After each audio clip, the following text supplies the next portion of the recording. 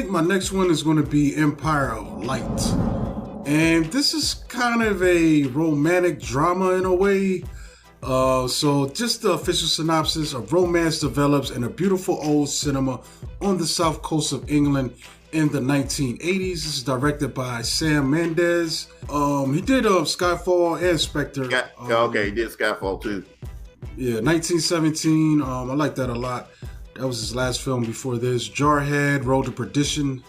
So, Road to Perdition is a real good Tom Hanks film. That's comic book, by the way. Yeah, he's a solid director for the most part. But this film, you know what? It's getting canned by the critics, but I think maybe it was also have something to do with the marketing of this film, because part of it too is they're promoting it as an ode to. It's an ode to being fans of the cinema in general. Because what's interesting about this film, though, these characters, this romance develops at a movie theater. So let me give you the cast real quick, because that might give you some insight into why this is a little different. So on our cast tip, we got Olivia Colman, who plays Hilary Small. She's the main, or I guess the assistant manager of this theater. Michael Ward plays the new employee, and named Stephen. Colin Firth, he's the manager. He runs the whole thing of the theater. We got Toby Jones, he's an employee. Crystal Clark, she becomes Michael's girlfriend later. Hannah Onslow is one of the other employees. Tanya Moody, that's Stefan's mom in this film. But it's a lot going on here. Also, Tom Brooke plays one of the employees. He's one of my favorite employees, man. There's some good performances in this thing all around, man. It's an odd film. I think the fact that they said it's an ode to cinema, is kind of a misleading. There is some of that on the simple fact that it takes place in a movie theater. And Steven's character seems to be really into movies in this film and the process. He takes some time, to figure out, how the projection how the projector works. Upstairs in the theater, there's a closed-off portion that used to be open that was much bigger when it was like years ago. When things were a little bit more robust for the industry in general. There's like a whole nother floor with like 3 other theaters in there, and he ends up going up there just to blow off steam and hang out. And what's interesting, he kind of sparks a relationship with Olivia Colman's character, because she's kind of later on we find out that she's a little bit mentally ill. She's on a lithium for whatever reason. And her boss, M. Ellis, played by Colin Firth, is kind of taking advantage of that situation. It's one of them situations where I guess I feel like maybe the government has, kind of takes care of her, but on the grounds that she maintains his job, and some of those programs to give people like this, set them up with an apartment and a job, but because he knows that, in a way, it's kind of like he's using that to kind of exploit her in a certain way. Like basically, she's his subordinate. So he's kind of taking advantage of that in a creepy way. Sexual favors are involved, that kind of thing. But for whatever reason, something about Stefan's interest in the job and doing the job, he brings a new spark to the whole thing in general, kind of raises the morale in there a little bit. And just out of nowhere, man, she just kind of kisses him one day, and then just a romance sparks off of that, you know what I'm saying? And then it kind of goes on from there. So it's not really about the movies, you know what I'm saying? It's not like this film is really an ode to film and in the cinema. It's really more about the relationship that happens, man. You know what I'm saying? More becoming an age type deal. In a way, yeah, okay. Because he's right at that age. He just turned 18. He's out of high school. He's thinking about going away to university, as they call it over there, because it's British, so you get in that aspect. And I do want to point out that Michael Ward, he's in one of my favorite shows on Netflix, Top Boy.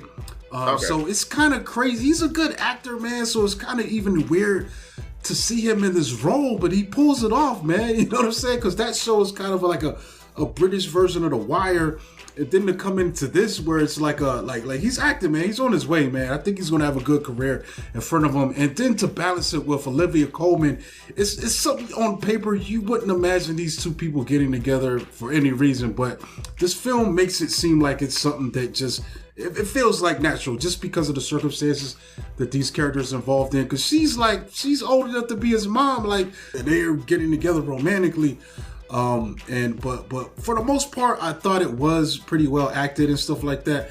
I was entertained, man. So I don't know, man. I feel like the critics are being a little bit hard on it, but maybe since I've explained what is really going on, maybe that'll make you receive it a little bit better instead of I think a lot of people were misled into what Mendez was trying to do with the film. Maybe he explained it in a way that shifted people's expectations, but for what it was, I was actually entertained. You know what I'm saying? It's a thing. It goes down. They link up, but then the problems of them linking up kind of arise. But it's also a period piece. So there's also the issue of Steven's character dealing with the racism at the time. This is also the time where you got the skinhead nationalist movement kind of coming up over there too. So it's like 80s, early mid 80s. I think this 70s. Is probably, I forgot the date that this takes place in. Yeah, I think it is something like the early 80s. Yeah, something like that. Yeah, early 80s. Yeah, this coastal town. So, things aren't, it's not like the 60s, but there's still kind of that pushback. It's almost like the baby Brexit movement in a way, because you got the some of the British citizens there, the English citizens feeling like they are being pushed out by this foreign presence. And if you know the history of it, man, I believe post-World War II, man, the British had heavy casualties, man. So after that war, and I remember even London, didn't they get bombed up? So you had after that, not too long after that, they kind of had a policy where they were opening their borders for people to come in from some of the foreign areas and colonies. Really foreign areas. Those were like other the colonies. British colonies. Yeah, British colonies. So they're actually British citizens, So they brought them in to kind of replace a lot of the manpower that they lost, in the war, because the British, they had heavy casualties, man. They were fighting on that front, So it's kind of showing the spark of that resistance against that. They're like, yo, this is looking less and less like the England that I know. So I think there's some interesting stuff going on. I think the critics were overall probably a little bit too hard on it, because even when I saw it, I saw how low the critic side of the scores were. And I'm curious right now. Let me check out. Here's the split. This is what I'm trying to tell you. So the critic score is 45%. Audience score right now sits at 74% for this.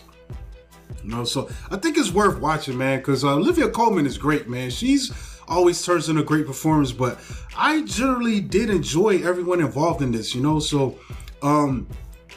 it's not, it wasn't good enough to make my best of the year list. I think I had seen it by the time we did that episode, but I thought it was a good time, man. I generally liked it. There were some things about it that it's really stood out to me, especially the performances.